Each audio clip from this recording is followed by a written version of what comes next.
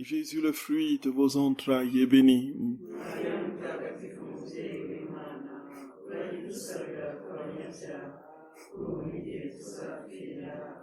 Gloire soit au Père et au Fils et au Saint-Esprit.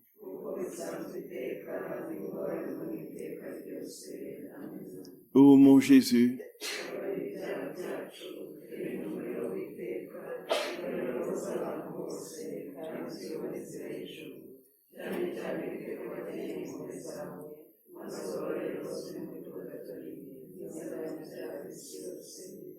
ô Marie conçue sans péché, ô Marie conçue sans péché, ô Marie conçue sans péché, Notre-Dame de Kibéo, Notre-Dame de Kibéo, Notre-Dame de Kibéo, que par la miséricorde de Dieu les âmes des fidèles trépassés reposent en paix. Au nom du Père et du Fils et du Saint-Esprit. Amen. Chers frères et sœurs bien-aimés dans le Seigneur, nous commençons notre dernier jour de la retraite, enfin l'avant-dernier jour. Nous allons tout simplement rendre grâce au Seigneur pour sa visite, sa présence, les fruits qu'il nous donne, qu'il nous a donnés, et le bénir de ce que il reste fidèle, il est fidèle éternellement, que jamais il ne se renie lui-même. Frères et sœurs bien-aimés, je voulais encore vous remercier pour l'effort que vous faites pour le silence et vous encourager d'aller plus loin, voyez. Donc, commencer le silence est vraiment capital. C'est au cœur ouais. Si on n'arrive pas à garder silence et à être tranquille, il y a quelque chose qui ne va pas en nous. Il y a quelque chose qui ne va pas. Si on est toujours porté à s'agiter, à parler, il y a quelque chose qui ne tient pas au fond de notre être. Et puis, peut-être demander au Seigneur vraiment la grâce de la guérison de ce qui en nous empêche de rester dans la présence du Seigneur, dans le silence. Vraiment. Vraiment. Merci, frères et sœurs bien-aimés. Donc, il y a une question sur l'association. Donc, en fait, être membre de l'association, bon, nous sommes en train on prie, et puis Eugénie, donc, fait des efforts pour que l'association française Usa Picareta, branche Rwanda, donc voit le jour. Donc, en fait, ça va se constituer ici, et donc vous aurez aussi la possibilité d'avoir des livres imprimés sur place ici, ce qui fait que les difficultés d'acheminement vont cesser, et puis vous aurez la possibilité de vous réunir, d'avoir, n'est-ce pas, aussi un bureau, un conseil, avec un père spirituel, un conseiller spirituel sur place, qui va vous aider. Bon, je pense que Eugénie, vous avez déjà des idées, et puis des noms en tête, et puis avec la grâce que nous avons aujourd'hui, frères et sœurs bien-aimés, d'avoir ces pères qui sont avec nous, qui ont vraiment assisté à la retraite. Donc, je pense qu'avec tous ces prêtres, ces saints prêtres, tous vous qui êtes là, vous êtes vraiment le ferment de la divine volonté au Rwanda. Ça va se répandre vraiment très très rapidement avec la grâce du Seigneur, comme ça se fait dans le monde entier. Quand ça vient d'un prêtre, il donne le mot d'ordre, et comme les chrétiens sont assoiffés de Dieu, ils suivent immédiatement. Voyez. Donc c'est pourquoi Jésus dit très clairement que cette mission va passer par les prêtres. Essentiellement et de manière incontournable, passer par les prêtres. C'est eux qui sont en fait chargés de, comme ils les appellent, les nouveaux évangélisateurs. Voyez un peu. C'est-à-dire que ceux qui vont travailler à faire connaître ce règne de sa divine volonté dans les cœurs, ce sont les prêtres. Donc c'est pour dire que ça passe plus facilement par les prêtres. Et donc, non pas que les laïcs n'ont pas une grâce spéciale, ils ont les grâces que le Seigneur leur a données pour travailler à faire connaître le don. Mais ça dit que pour ce qui est de l'enseignement, la communication et puis la diffusion large, quand c'est par un prêtre, non seulement c'est plus facile, mais c'est infiniment plus, ça touche plus profondément, ça prend plus profondément racine. Voyez un peu. Donc, ce qui veut dire très clairement que plus nous aurons des prêtres qui connaissent cette sainteté dans la divine volonté, plus facilement beaucoup d'autres le sauront. Et donc, comme l'association se mettra en place ici au niveau du Rwanda dans les prochains temps, par la grâce de Dieu, donc vous vous inscrirez dans l'association, sachant que si vous êtes dans l'AFLP Rwanda, vous êtes aussi dans l'AFLP France, vous êtes aussi, voyez un peu. Donc vous avez les mêmes, vous bénéficiez des mêmes privilèges spirituels, c'est-à-dire que les messes qui sont célébrées pour chacun de vous. Il y a 2 messes par jour pour chaque membre, dont une que je célèbre et l'autre que célèbre un moine ermite bénédictin en France, tous les jours. Donc c'est pour vos intentions. Et au ciel, vous verrez tout ce que ça aura produit dans votre vie, la vie de vos proches, et puis dans le monde entier. Et puis, aucune obligation vraiment. C'est-à-dire qu'il n'y a aucune obligation. Jésus nous laisse libres. La seule chose que Jésus nous demande, c'est d'essayer chaque jour de l'inviter dans tout ce que nous faisons. Voyez, de lui dire, Jésus, viens travailler en moi, viens parler en moi, viens prier en moi, viens de poser nos actes dans la divine volonté au quotidien, continuellement. Et de faire nos prières, nos rondes, c'est-à-dire que nous remercier au nom de tous comme nous allons le voir cet après-midi. Donc il n'y a aucune obligation. Bon. Il y a une formation mensuelle de tous les prêtres de l'AFLP, dont on a 114 prêtres normalement inscrits à l'AFLP. 114. Alors, par mois, donc on se retrouve par Zoom, voyez un peu. On étudie les tomes dont c'est les prêtres du monde entier. Donc il y a qui se connectent au Canada, d'autres qui se connectent en France, en Belgique, certains qui se connectent en Italie, d'autres qui se connectent en Afrique, voyez. On étudie les tomes, tome après tome, progressivement. Et puis on se soutient comme ça. On va devenir de petits Jésus de plus en plus. Ouais. Combien de temps faudra-t-il pour que ça se réalise? Lui, il le sait. C'est son temps. Mais toujours est-il qu'avec certitude, ça va se réaliser. Voyez un peu, votre cher. Ça va se réaliser. Jésus a dit que c'est déjà écrit dans son cœur. Ah, il faut que ça prenne en Afrique. Que ça prenne en Afrique. Que ça prenne en Afrique grave, comme disent les jeunes. Oui. Oui, mes chers frères bien-aimés, frères et sœurs.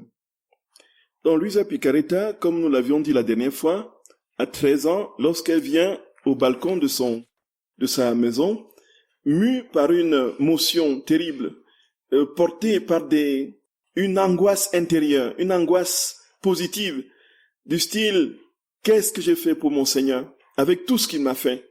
Et lorsqu'il regarde au bas de son balcon, il voit donc la scène du calvaire. Il voit une foule immense qui suit un homme qui porte une croix. Et quand cet homme lève les yeux vers Luisa au balcon, alors elle reconnaît Jésus. Jésus lui dit, âme, aide-moi. Et en ce moment, elle va entrer, frères et sœurs bien-aimés, dans une continuelle, profonde méditation des heures de la passion de notre très saint Seigneur. Le Seigneur va progressivement lui donner de comprendre et de vivre cette grâce de la passion, et le Seigneur progressivement lui donnera la grâce des stigmates invisibles qu'elle va porter tout au long de sa vie jusqu'à sa mort. Et ces stigmates que quelques-uns seulement pouvaient porter, pouvaient voir du fait que c'était invisible. Et voici que notre très saint Seigneur, frères et sœurs d'amour, au fur et à mesure, va lui donner des enseignements d'une teneur particulièrement profonde sur ce qu'il a vécu dans les heures de sa passion, depuis le jeudi soir à 17h jusqu'au vendredi 17h de la mise au tombeau, donc de l'arrestation à la mise au tombeau. Jésus, frères et sœurs bien-aimés, de la scène du Christ jusqu'à la mise au tombeau. Jésus va lui donner de comprendre de manière intime, profonde, non pas de lui donner une vision mémorielle de ce qui s'est passé, mais elle va lui donner la grâce de vivre elle-même, de manière concrète, tout ce que Jésus a vécu, depuis le moment où il a institué l'Eucharistie, jusqu'au moment où il a été mis au tombeau. Et alors, frères et sœurs d'amour, c'est ici que les heures de la passion que le Seigneur donne à Luisa Picaretta n'a pas d'égal dans l'histoire des saints, de la sainteté. Tout simplement parce que nous avons beaucoup de saints qui ont médité sur la passion de notre très saint Seigneur Jésus-Christ. Nous avons un saint François qui, sur le mont Alverne, va prier le Seigneur et dit, Seigneur, je t'en supplie, donne-moi, mets en moi l'amour que tu avais pour toutes les créatures au moment où tu souffrais ta passion, et donne-moi conjointement toutes les souffrances qui accompagnaient cet amour. Et c'est alors, frères et sœurs bien-aimés, qu'il va faire cette grande prière. Seigneur Jésus-Christ, donne-moi de mourir par amour de ton amour, toi qui as daigné mourir par amour de mon amour. Et en ce moment, il voit justement cet ange ailé qui porte le crucifix, qui vient progressivement s'apposer sur son cœur, sur tout ton être. Et quand la vision disparaît, Saint François d'Assise est marqué des plaies de notre très saint Seigneur. Ses mains, ses pieds, son côté saignent et il est couronné d'épines, le sang coule de sa tête. Voilà le premier crucifié, frères et sœurs bien-aimés, que l'on connaît après certainement Saint Paul dont parle l'Écriture.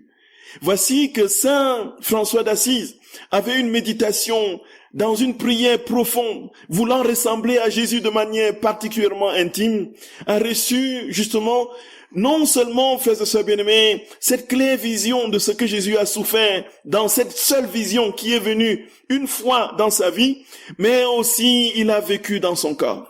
Voici que chez Luisa Picaretta, frères et sœurs d'amour, et à partir de là, et à partir d'autres contextes justement de la méditation des uns, la liturgie a progressivement mis en place le chemin de croix que nous connaissons.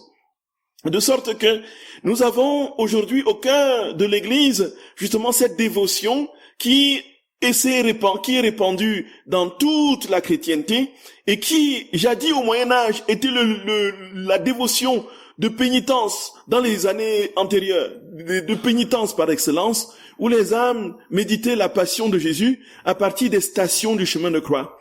Les stations, Jésus est arrêté, condamné à mort jusqu'au moment où il est mis au tombeau. Mais ici, on peut se poser la question, quelle est la différence entre le chemin de croix et les heures de la passion que le Seigneur donne à Luisa Picaretta?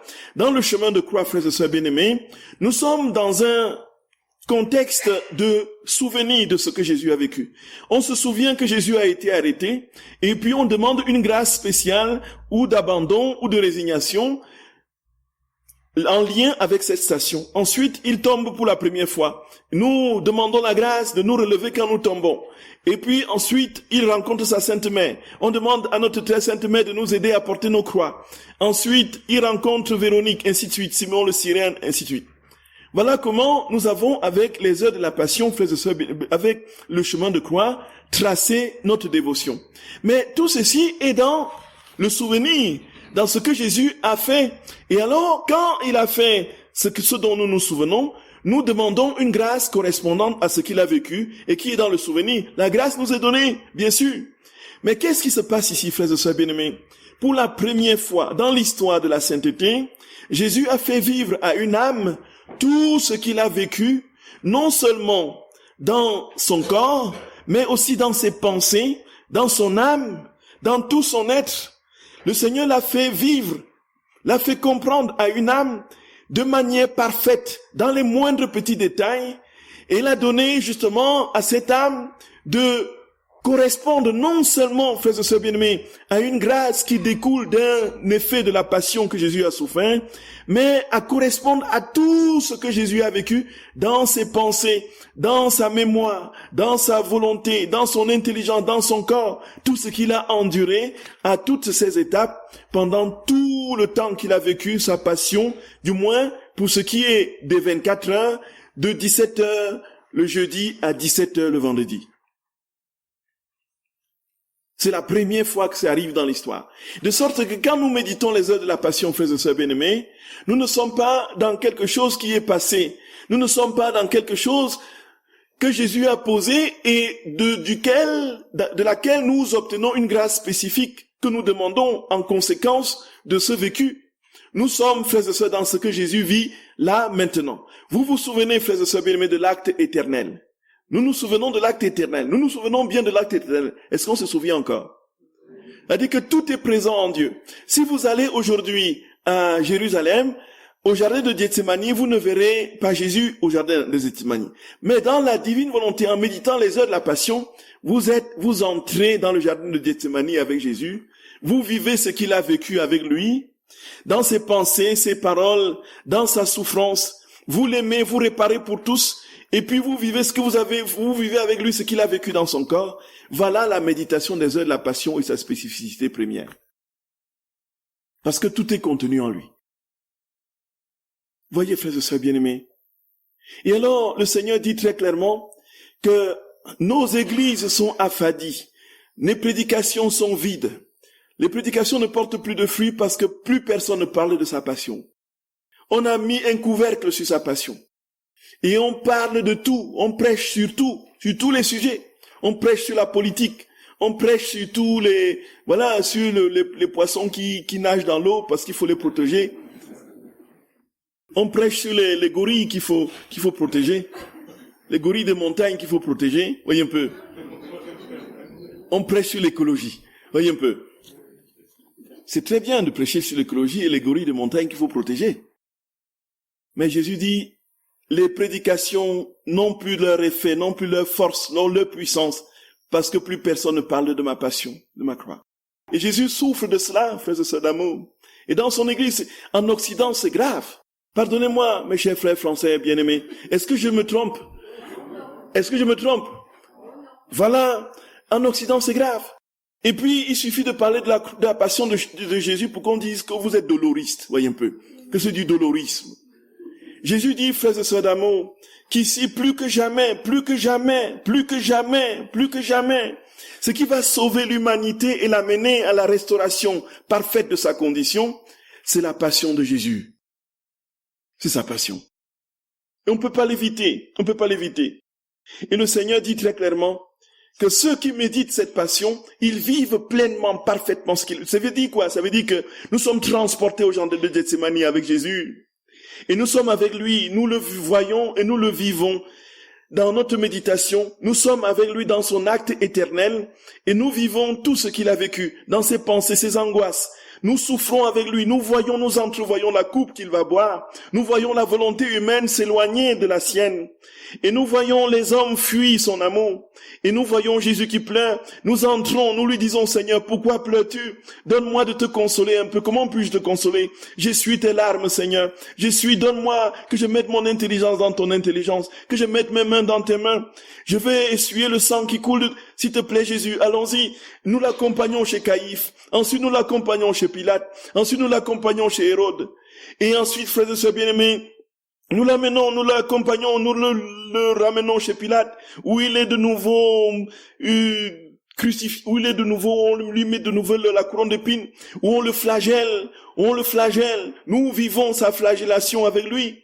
Et puis ensuite, frères et sœurs d'amour, nous marchons avec lui vers le chemin du calvaire. Nous vivons tout ce qu'il a vécu. Avec tous les hommes de tous les temps, nous aimons, nous réparons, nous prions et nous demandons pardon pour toutes les âmes qui ne l'aiment pas. Dans tous les moindres souffrances qu'il a endurées, nous vivons cela avec lui au nom de tous, en demandant pardon et réparation pour toutes les indifférences, les ingratitudes. Et ainsi, dans la divine ordre, nous évoluons. Nous allons avec lui sur le calvaire. Nous nous posons sur la croix avec lui, frères et sœurs bien-aimés, et nous entendons les railleries du peuple, et nous disons, Seigneur, comment puis-je te consoler? Comment puis-je te donner un peu de soulagement? Et puis nous descendons avec lui de la croix, frères et sœurs bien-aimés, et avec sa sainte main, nous le mettons au tombeau. Et voilà ce que Jésus dit, c'est que les heures de la passion. C'est pourquoi, frères et sœurs bien-aimés, c'est le premier livre qu'on va commencer par imprimer. Et répandre ça largement. Et alors, Jésus, frères et sœurs bien-aimés, va dire un ensemble de choses, de promesses, sur ceux qui méditent les heures de la passion.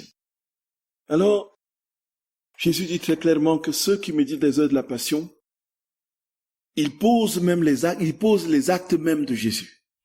Ils posent les actes même de Jésus. Il pose les actes même de Jésus. Jésus dit à Luisa Picaretta au tome 11, en octobre 1914.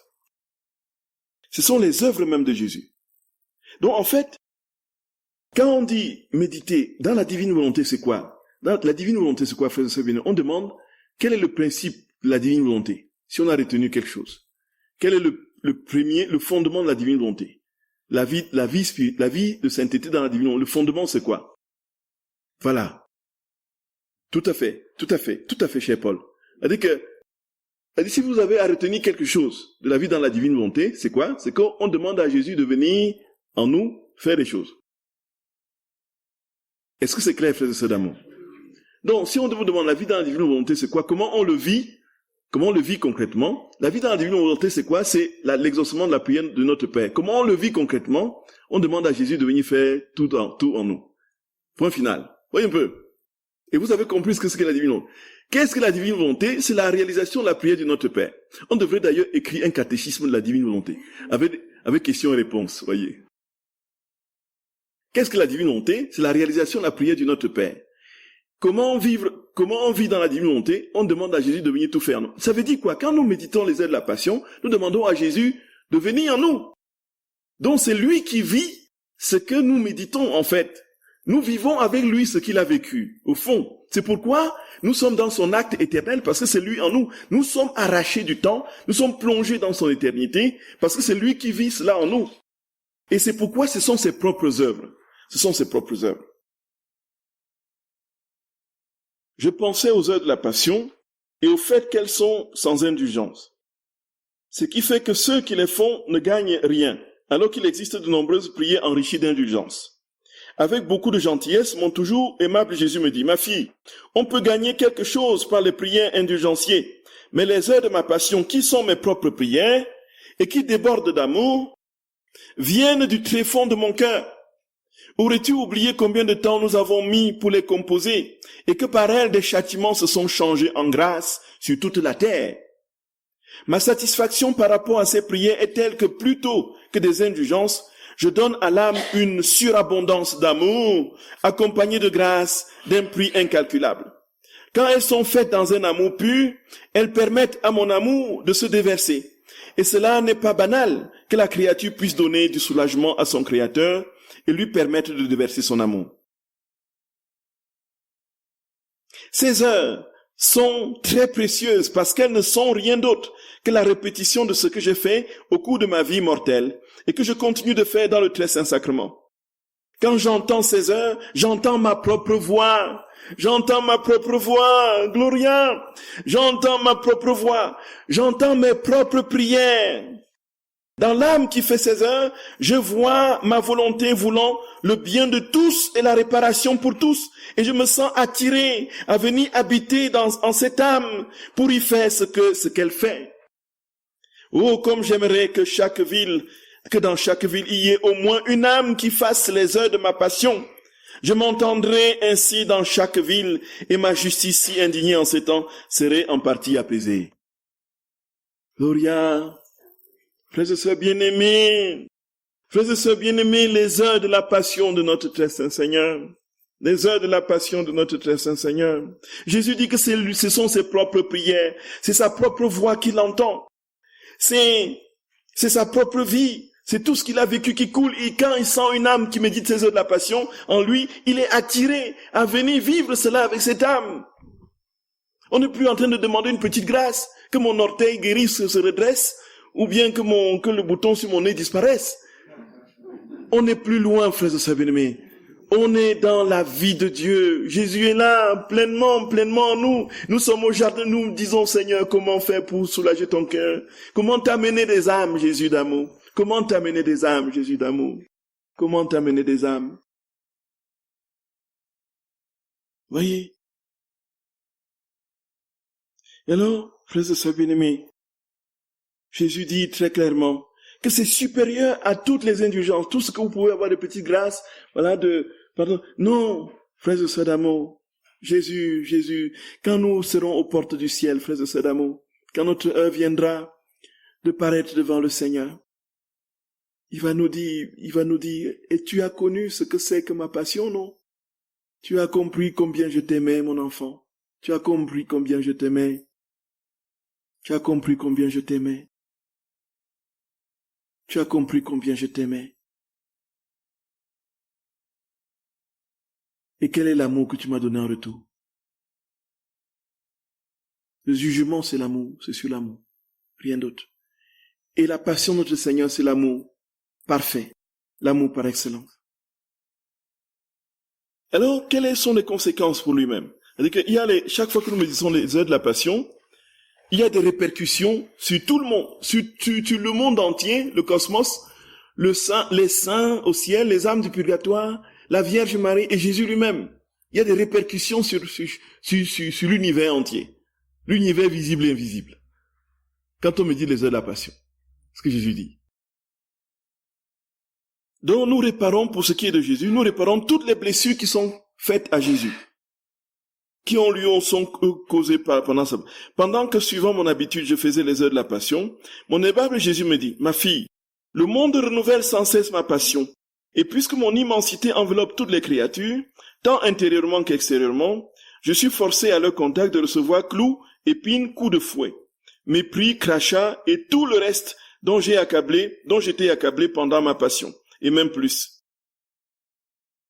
Cependant, au contact des âmes qui font les heures de ma passion, je sens que les clous s'enlèvent, que les épines sont détruites, que mes blessures sont soulagées, et que les crachats disparaissent. Je me sens dédommagé pour le mal que les autres créatures me font, et sentant que ces âmes ne me font aucun mal, mais plutôt du bien, je m'appuie sur elles. Voyez, frères et bien-aimés, Jésus dit, puisqu'il enveloppe toutes les créatures de son amour, chaque fois que les âmes refusent cet amour par le péché et toutes sortes d'abominations, Jésus se sent encore de nouveau cloué. Il se sent crucifié. Alors il sent la couronne d'épines, et ainsi de suite. Mais quand il y a une âme qui médite sa passion, alors on le décloue. On décloue Jésus. On le console. On enlève les clous. On enlève la couronne d'épines. On enlève... Jésus dit qu'il se sent dédommagé par ces âmes. Et puis, il dit, où est-ce que je vais trouver une âme qui puisse me consoler? Là voilà, une âme, cette âme-là, elle médite ma passion. Elle est en communion avec tout ce que j'ai vécu et souffert. Je vais aller me reposer en elle. Voyez. Et Jésus vient, il dit oui, il pose sa tête sur notre cœur. Nous disons oui, Jésus d'amour, oui, sois consolé, Jésus d'amour, sois consolé, oui, tiens le mouchoir, je t'essuie les larmes,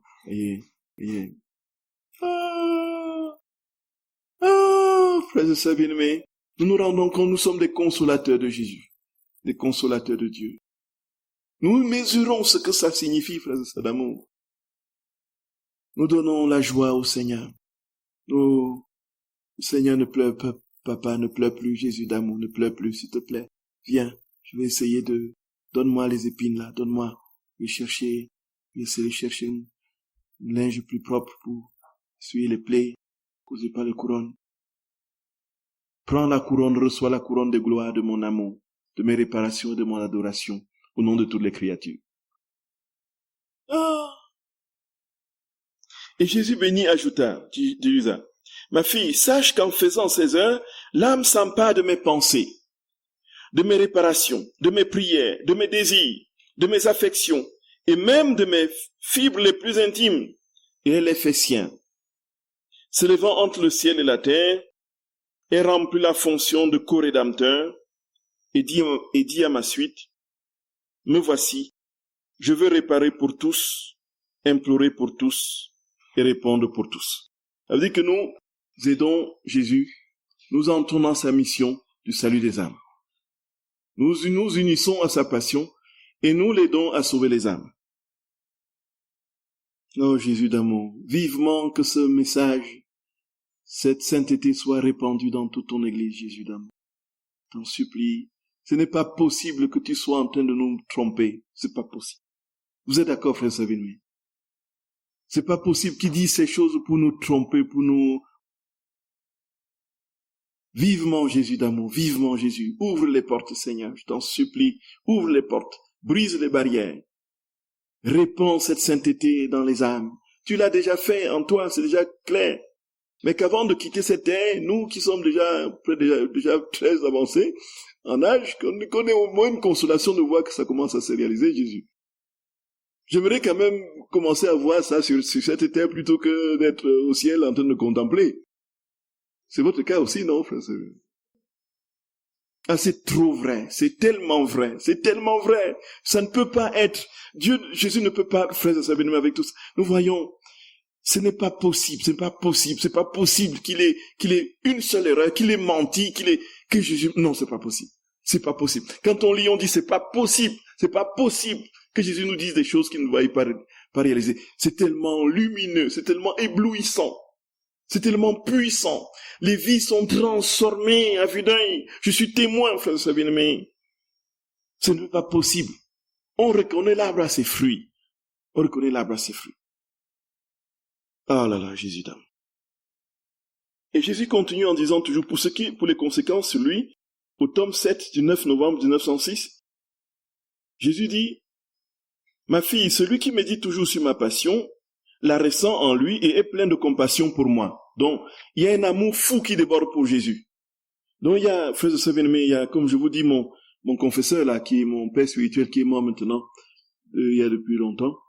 Un jour, il était dans le bus, et il y avait des gens qui étaient en train de parler, de se moquer de la religion, des prêtres, de Jésus. Ils se moquaient, ils raillaient Jésus, et tout ça. Et il disait des gros mots au sujet. Alors, qu'est-ce qui s'est passé? Mon confesseur était tellement... Il a senti un poignard dans le cœur. Il a failli s'évanouir dans le bus. Là où nous, aujourd'hui, quand on entend parler mal de Jésus, on dit, en fait, c'est pas du tout ça, hein, c'est pas du tout ça. Bon, dans le meilleur des cas, on dit, bon, en fait, mais très régulièrement, très généralement, qu'est-ce qu'on fait? Dans un contexte où plus personne ne croit, on dit, en fait, voyez, de toutes les façons, chacun a son avis, hein, tous les chemins. Ouais. Ça, c'est votre opinion, ça, je regarde. Elle dit, la compassion pour Jésus, dans ce père spirituel-là, était telle que ce qui touchait Jésus le touchait profondément. Et puis, oh là là, Jésus d'amour. Moi, je suis convaincu que si on déterre l'atome, si on déterre le truc on va trouver le corps de ce prêtre intact. Je suis convaincu de ça. Elle dit, la compassion qu'il a eu pour Jésus. Elle dit, on parle mal de Jésus, il est complètement ébranlé. Complètement ébranlé. Et ici, frères et sœurs bien-aimés, c'est quelque chose de particulièrement fort, vous voyez. Jésus dit, on a la compassion pour lui. Cela me plaît beaucoup puisque je suis récompensé de tout ce que j'ai souffert. L'âme qui médite toujours sur ma passion s'alimente continuellement d'une nourriture remplie de vie et d'assaisonnement. Alors que durant ma passion, on m'attacha avec des chaînes et des cordes, cette âme me détache et me redonne la liberté. Compensant pour la haine, les crachats et le déshonneur dont on m'accabla. Elle m'apprécie, me nettoie et m'honore. Compensant pour les affronts de ceux qui me déshabillaient et me fouettaient, elle me guérit et m'habille. Alors qu'on m'a couronné d'épines, qu'on m'a traité comme un roi ridicule, qu'on a rendu ma bouche amère avec du fiel et qu'on m'a crucifié, cette âme qui médite sur toutes mes peines me couronne de gloire et m'honore comme son roi.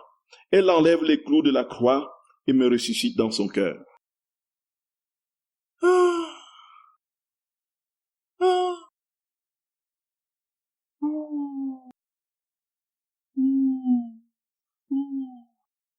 Nous voyons ce que nous pouvons faire sur Jésus notre Seigneur, frères et sœurs bien-aimés, en méditant sa passion. Alors, qu'est-ce que les heures de la méditation de la passion font sur la Vierge Marie maintenant? Ça, c'est pour Jésus. Donc, on le libère, on le décloue, on le console, on lui redonne, on le ressuscite dans notre cœur, alors qu'on l'avait affublé de coups, on l'avait raillé, on l'avait couvert d'opprobre. Et alors, on le nettoie, on le rhabille, on lui donne la splendeur première, on le ressuscite dans notre cœur. Alors, pour la Vierge Marie, qu'est-ce qui se passe? Quand on médite ces heures de la Passion, nous faisons revivre la Vierge Marie. Pourquoi faisons ce d'amour? Comment comprendre cela? Tout simplement parce que nous sommes dans l'acte éternel. Et tout ce que Jésus a vécu, c'était avec sa mère. N'est-ce pas cela? Et là où est Jésus, là est sa mère. Et là où nous consolons Jésus, là est la mère de Jésus. Et là, c'est Il y a des passages sur la Vierge Marie dans le livre du ciel, absolument lumineux. Oh mon Dieu, Jésus d'amour. Voyez. Frères et sœurs bien-aimés, donc ce que je voulais vous avez des téléphones avec des chaînes, avec la possibilité d'accéder aux chaînes YouTube et tout ça, non? Je vous en supplie que chacun aille sur la chaîne de la divine, de l'association, les enfants de la divine volonté. Vous vous abonnez. Et donc, la chaîne qui s'intitule les enfants de la divine volonté. Voilà. Donc, il faut aller là. C'est la chaîne de l'association. Il faudrait que tous les membres de l'association soient abonnés à cette chaîne. Voyez. Abonnez-vous et partagez à vos amis pour qu'ils s'abonnent aussi. Voyez un peu. Parce que, il y a des retraites qu'on a faites sur la Vierge Marie, mes très chers. Vraiment. Vraiment, vraiment, vraiment. Moi, quand je lisais ces textes sur les, parfois même j'avais oh mon Jésus, ce qu'il dit de sa Sainte Mère, frères et sœurs d'amour, ce que Jésus dit de sa Sainte Mère. Il faudrait même qu'aujourd'hui, avant de quitter la retraite, avant de partir, vous soyez tous abonnés. Et que tout le monde ici soit abonné à la chaîne de l'association. C'est comme ça qu'on se soutient. Et vous partagez largement, voyez un peu, à vos amis, de partout, voyez, partout, pour qu'ils s'abonnent. Frères et sœurs bien-aimés, Jésus dit que maman était tout pour lui. Tout. Sa maman était tout pour lui. Et que dans les battements de son cœur, dans ses respirations, dans tous ses mouvements, il y avait la maternité de maman qui était active. Jésus sentait sa Sainte Mère dans son souffle, sentait sa Sainte Mère dans son regard, sentait sa Sainte Mère dans ses pas, sentait sa Sainte Mère dans ses respirations, sentait sa Sainte Mère dans sa Sainte Mère l'avait complètement investi. De sorte que, frères et sœurs d'amour, il a dit à sa mère, maman, avant de partir, il dit, maman, occupe-toi de mes enfants comme tu t'es occupé de moi. De la même manière que tu t'es occupé de moi, je te confie mes enfants. Occupe-toi d'eux strictement. Ne fais pas de différence entre eux et moi. Et nous comprenons que si nous sommes vraiment dans cette union à Jésus, nous avons la maternité de sa mère qui coule et circule dans tous les espaces de notre être. Ah là là, Jésus d'amour. Seigneur mon roi, Seigneur mon roi, Seigneur mon Jésus. Et Jésus dit que quand on médite les heures de la passion, sa mère est présente. On rend présente sa mère. Et ça, c'est de manière... Jésus dit, c'est au tome 11, la date d'octobre 1914, je ne sais pas trop. Un jour, alors que j'en étais à l'heure où la céleste maman participa à l'ensevelissement de Jésus, je me tenais près d'elle pour la consoler. En fait, je ne faisais généralement pas cette heure et j'hésitais à la faire. Sur un ton suppliant et plein d'amour, Jésus béni me dit, « Ma fille, je ne veux pas que tu omettes cette heure-là. Tu la feras par amour pour moi et en l'honneur de ma maman. Sache que chaque fois que tu la fais, ma maman se sent comme si elle revivait sa vie sur terre, sa vie terrestre, et elle reçoit la gloire et l'amour qu'elle me donnait. Quant à moi, je ressens sa tendresse maternelle, son amour et toute la gloire qu'elle me donnait. De plus, je te considère comme une mère. » Ensuite, il m'embrassa et me dit avec grande douceur, « Ma maman, ma maman. » Et il me murmura tout ce que sa douce maman fit et souffrit durant cette heure. À partir de cet instant, aidé de sa grâce, je n'ai plus jamais omis cette heure. Voyez, c'est l'heure des heures, les dernières heures de frères et sœurs bien-aimés. Aimons maman, aimons maman. Et quand on entend les pentecôtistes évangéliques, ils disent en fait c'est juste une enveloppe de rien du tout dont Dieu s'est servi pour faire venir son fils au monde. Jésus s'est servi d'une créature et l'a jetée après, quoi. Elle ne sert plus à rien. Maintenant, il faut, voyez, c'est comme ça que ces groupes-là disent. Mais s'ils savaient, mon Dieu, s'ils savaient. Jésus embrasse sa maman, il dit, ma maman, ma maman, ma maman. Et qui a maman dans son âme, frères et sœurs bien-aimés, garde une humilité profonde. Une humilité profonde. Une humilité profonde. Et alors, ça c'est pour ce qui est de Jésus et de la Vierge Marie. Et maintenant, pour l'âme, quelles sont les conséquences justement des heures de méditation, des heures de la passion pour l'âme? Alors c'est alors que, frères et sœurs bien-aimés, on n'épuisera pas. Alors, le Seigneur dit très clairement, frères et sœurs bien-aimés, que pour l'âme, l'âme est remplie d'une force surnaturelle et divine et reçoit tous les biens de Dieu. Jésus dit que le monde a perdu le sens, a perdu son équilibre parce qu'il a perdu le sens de sa passion. Je le dis au tome 13 du 21 octobre 1921. Il dit, je méditais sur la passion de mon doux Jésus. Venant vers moi, il me dit, ma fille, toutes les fois que l'âme pense à ma passion, chaque fois qu'elle se souvient de ce que j'ai souffert ou qu'elle sent de la compassion pour moi, l'application de mes souffrances est renouvelée en elle. Mon sang surgit pour l'inonder. Nous comprenons ça, frères et sœurs. Mon sang surgit pour l'inonder. Mes plaies la guérissent si elle est blessée ou l'embellissent si elle est en santé. Tous mes mérites l'enrichissent. L'effet que produit ma passion est surprenant. C'est comme si l'âme déposait en banque tout ce qu'elle a accompli et souffert pour recevoir le double en retour. Ainsi, tout ce que j'ai réalisé et souffert rejaillit continuellement sur les hommes, comme le soleil offre constamment sa lumière et sa chaleur à la terre. Ma façon d'agir n'est pas sujette à épuisement. Quand vous êtes en train de méditer la passion de notre Seigneur, le sang de Jésus est en train de couler sur vous, de vous inonder. Les plaies de Jésus s'appliquent à vous pour guérir toutes vos blessures. Et si vous êtes en bonne santé, vous serez encore plus beau, votre âme sera encore plus belle. Et tous les mérites de Jésus viennent à votre rencontre. Et vous êtes unis de manière intime au mérite de notre très saint Seigneur. Donc tout ce que vous faites, c'est-à-dire que ce que vous faites pour le Seigneur, ce qu'il fait en vous, vous le recevez pratiquement en double et en triple. Tout ce qui est nécessaire, c'est que l'âme le désire, dit Jésus. Aussi souvent que l'âme le désire, elle reçoit les fruits de ma vie. Si elle se souvient de ma passion 20, 100 ou 1000 fois, autant de fois elle jouira de ses effets. Voyez, non, c'est pas en une fois. C'est pas que j'ai médité une fois et tout ça est venu et puis la prochaine fois, c'est la routine.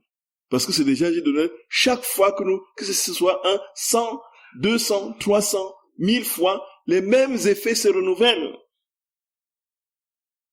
Ouh. Ouh. Combien peu en font leur trésor?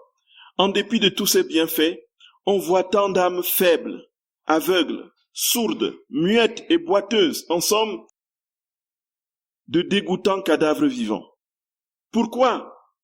Parce qu'on oublie ma passion, alors que mes souffrances, mes plaies et mon sang offrent une force pour surmonter la faiblesse, une lumière pour donner la vue aux aveugles, une langue pour délier les langues des muets et ouvrir les oreilles des sourds, une voix pour guider les faibles, la vie pour ressusciter les morts. Tous les remèdes dont l'humanité a tant besoin peuvent être trouvés dans ma vie et ma passion. Voilà, frères et sœurs d'amour. Voilà, frères et sœurs bien-aimés. Voilà ce que Jésus dit. Pourquoi nous sommes des êtres boiteux et complètement infirmes de la grâce? C'est tout simplement parce que nous n'avons pas compris que tout était concentré dans l'amour infini de notre Seigneur qui s'exprime à la croix, qui s'exprime dans sa passion. La passion n'est pas la souffrance, c'est l'amour. L'amour infini qui s'est tellement déployé qu'elle n'a pas trouvé d'autre moyen que de se briser sur la croix. Tous les remèdes dont l'humanité a tant besoin peuvent être trouvés dans ma vie et ma passion. C'est toujours le texte du tome 13. Jésus dit, mais les créatures méprisent cette médecine et ne profitent pas de mes solutions. Aussi, malgré ma rédemption, l'homme dépérit comme s'il était affecté d'une tuberculose incurable. Ce qui me peine plus particulièrement, c'est la vue des personnes religieuses, écoutons frères et sœurs bien-aimés, qui se donnent du mal pour des questions de doctrine, pour des spéculations et des histoires, mais qui n'ont aucun intérêt pour ma passion. Trop souvent, ma passion est bannie des églises et de la bouche des prêtres. Leurs paroles sont sans lumière et le peuple se retrouve plus dépourvu que jamais. Voyez? Jésus dit que l'homme a à sa disposition tous les remèdes pour guérir de ces maux. Mais qu'est-ce qu'il en fait? Il n'en fait aucun cas. Absolument aucun cas. Et alors, qu'est-ce qu'il fait? Il se livre à toutes sortes de doctrines. On passe des années, on écrit pour écrire des livres, des thèses de doctorat sur des questions justement telles. Est-ce que tel papyrus a été découvert dans telle localité?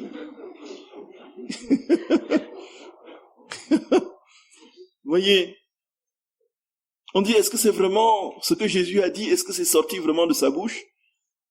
Ou bien on l'a mis dans sa bouche? Est-ce que c'est un collège, c'est un groupe de disciples qui ont essayé d'interpréter ce que Jésus dit? Est-ce que c'est une école? Et on va écrire tout un livre de 500 pages pour dire que c'était une école théologique qui a mis une parole dans la bouche de Jésus dans tel verset de la Bible. On passe des années pour ça. Hein? On passe des années pour ça. Et en chair, on prêche sur la politique. On prêche sur tout. Voilà. On prêche sur les paniers de quêtes qui sont de plus en plus vides. Pourquoi vous ne donnez pas l'argent? Alors que vous allez vous acheter des téléphones de...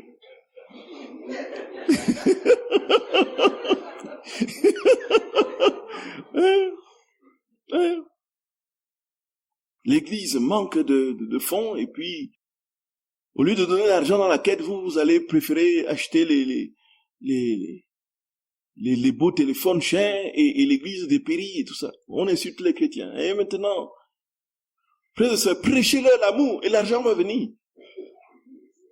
Prêchez-leur l'amour, vous n'allez même pas parler de l'argent et l'argent va affluer. L'argent va affluer. C'est le secret, frères et sœurs d'amour. Le secret. On prêche sur tout aujourd'hui, tout. On ne prêche plus la passion de notre Seigneur. Comme je disais toujours, quand j'arrive à ça, je pense toujours à Emiliano Tardif, que vous connaissez, qui disait que voilà, au matin de Pentecôte, les chrétiens, les disciples, les apôtres sont sortis, ils ont prêché, ils ont fait un sermon, ils ont converti 3000 personnes. Avec un seul sermon, ils ont converti 3000 personnes. Et qu'aujourd'hui, avec 3000 sermons, on ne convertit personne.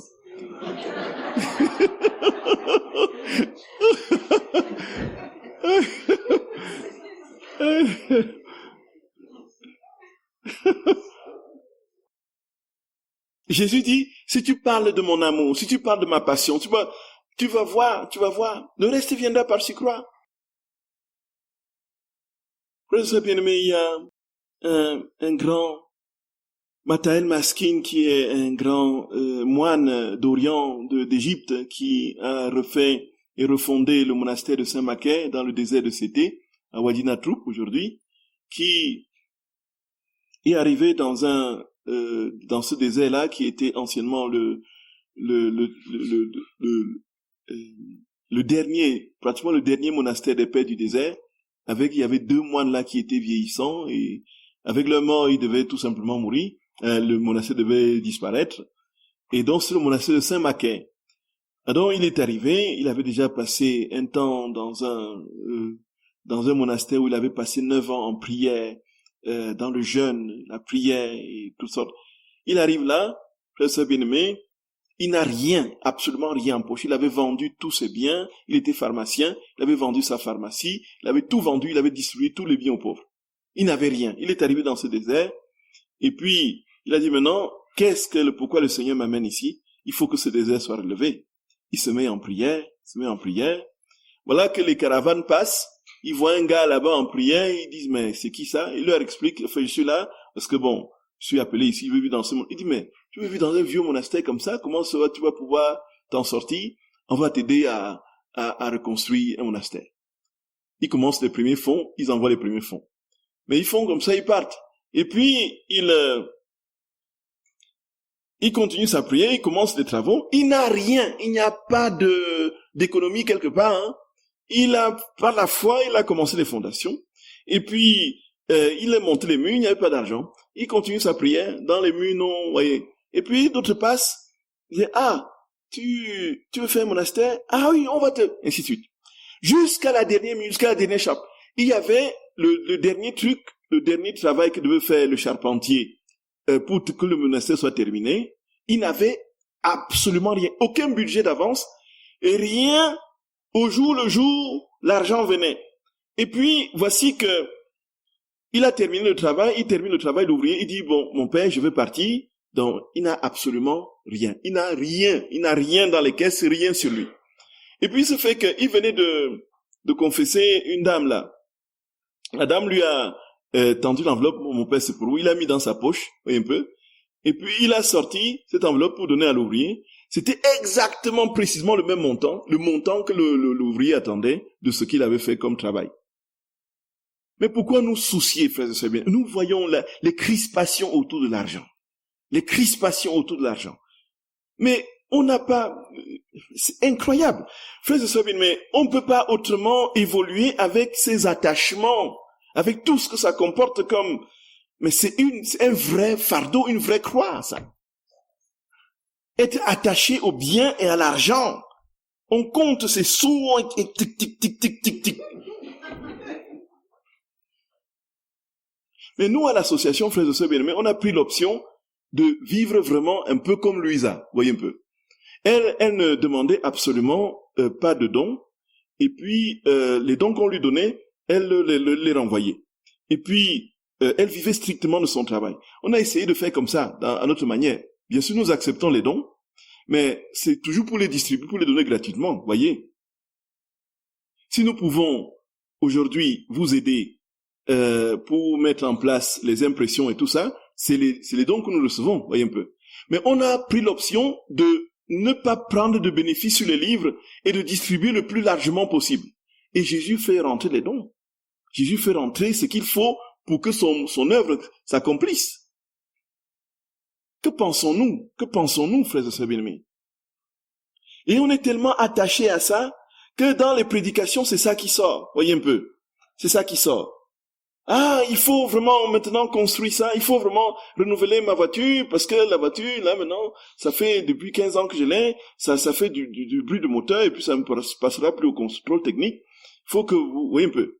Et on fait tout pour... L'esprit est focalisé sur la matière, sur le matériel. Le Seigneur dit, voilà le drame des prêtres aujourd'hui. Ils sont partout sauf là où je les attends.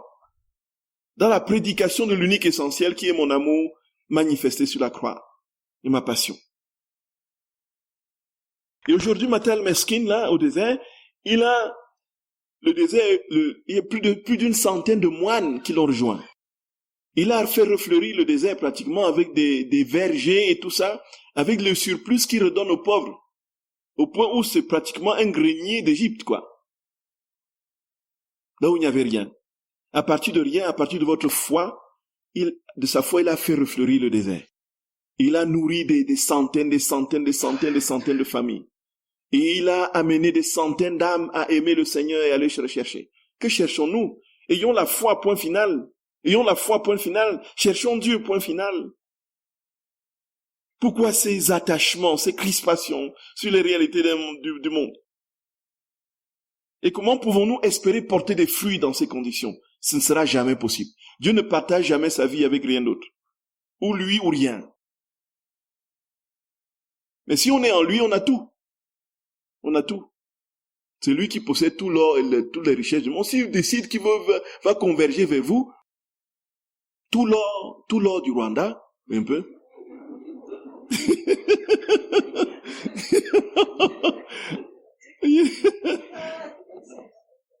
Il va le faire. Au moment où vous attendez le moins possible. Oh là là. Prêchez la parole de Dieu, aimez-le. Les gens seront touchés. Et s'ils sont touchés, si le Seigneur veut qu'ils donnent, ils donneront. Axons nos prédications, nous prêtres, sur l'amour infini de Dieu, manifesté sur la croix de Jésus, de Golgotha. Fille bien-aimée de ma passion, le soleil de ma volonté t'inonde merveilleusement. Tu n'es rien d'autre que la proie, le joint et la consolation de ma volonté. Dans la mesure où tu t'immerges en elle, ma volonté, comme la lumière du soleil, déverse sur toi les parfums de ma sainteté, de mon pouvoir, de ma sagesse, de ma bonté, etc.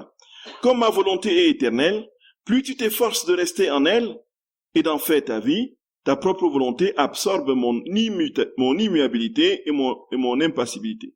L'éternité t'immerge totalement, si bien que tu participes à tout et que rien ne te quitte. C'est-à-dire que quand tu es dans ma volonté, que tu me dis les heures de la passion, tu participes à tout ce que j'ai fait, tu participes à mon éternité, ainsi de suite.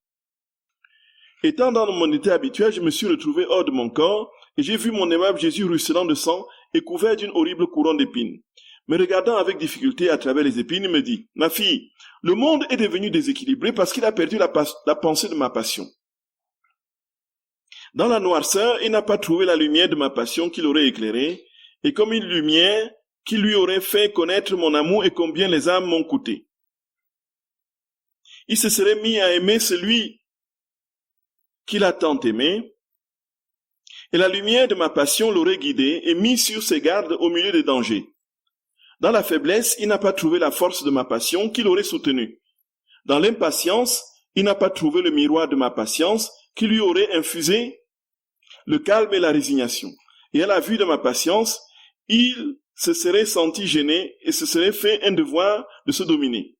Dans les souffrances, il n'a pas trouvé le réconfort des souffrances d'un Dieu qui lui aurait infusé l'amour de la souffrance. Dans le péché, il n'a pas trouvé ma sainteté qui lui aurait infusé la haine du péché. Ah, l'homme a abusé de tout, parce que sur tous les points, il s'est éloigné de celui qui aurait pu l'aider. Voilà pourquoi le monde est devenu déséquilibré. Il s'est comporté comme un enfant qui ne veut plus reconnaître sa mère, ou comme un disciple qui, régnant son maître, ne veut plus entendre ses enseignements. Qu'est-ce qui va arriver à cet enfant et à ses disciples? Ils seront la honte de la société. Tel est devenu l'homme. Ah, il va de mal en pis, et je pleure sur lui avec des larmes de sang. Voilà, frères et sœurs bien-aimés. Il faut qu'on termine avec les heures de la passion si on veut parler des rondes de cet après-midi. Oui. Jésus dit que ceux qui méditent les heures de la passion, autre point, autre avantage, c'est que les lumières qui quittent l'humanité de Jésus viennent dans l'âme en question et lui donnent la ressemblance, et la transforment. C'est-à-dire que nous, il y a une lumière en nous, frères et sœurs, il y a une lumière, la lumière qui était en Jésus, et nous est communiquée, c'est ce que Jésus dit. C'est-à-dire que lui, il dit, je suis la lumière du monde. Vous êtes le sel de la terre, je suis la lumière du monde. Il est la lumière véritable. C'est lui qui vient, n'est-ce pas, éclairer toutes choses. Et au Tabor, sur le mont Tabor, cette lumière s'est manifestée de manière particulièrement pleine et parfaite, puisque sa divinité a recouvert son humanité et il était resplendissant comme le soleil. Cette lumière taborique, c'est ce que nous avons en nous, par le baptême, par l'Esprit de Dieu qui habite en nous. Mais cette lumière, nous l'avons étouffée par le péché. Et au fur et à mesure que nous laissons Dieu vivre en nous, cette lumière se déploie et se développe. Même si elle est invisible, elle est là. Cette lumière est là, réellement. Et si le Seigneur le permet même, ça peut même se manifester extérieurement et physiquement, voyez. Comme chez certains saints, les grands saints. Saint Padre Pio, quand ça lui arrivait très fréquemment, quand il avait fini de communier, il était, après sa messe, à un moment donné, dans le temps d'action de grâce, il commençait à devenir une boule de lumière. La lumière sortait de lui comme ça. De sorte qu'il éclairait les gens autour de lui. Vraiment, comme une ampoule, une gigantesque ampoule avec deux mains et puis une tête, et puis toute la lumière sortait de lui. Et les gens à côté, il y avait même des évêques qui étaient à côté parfois, qui expliquaient, écoutez, regarde ce qui se passe, il expliquait le phénomène sur le plan de la théologie mystique que malheureusement on n'enseigne plus aujourd'hui.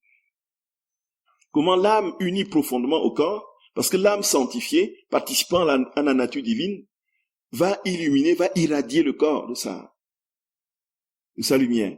Et donc, il devenait une boule de lumière. Et alors, frères et sœurs bien-aimés, on pouvait éteindre les lumières et puis pas de plus éclairer les gens. Vous pouviez lire votre bréviaire à ses côtés.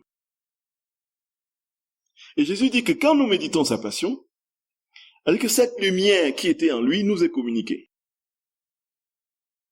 Jésus le dit au tome 11 du 23 avril 1916.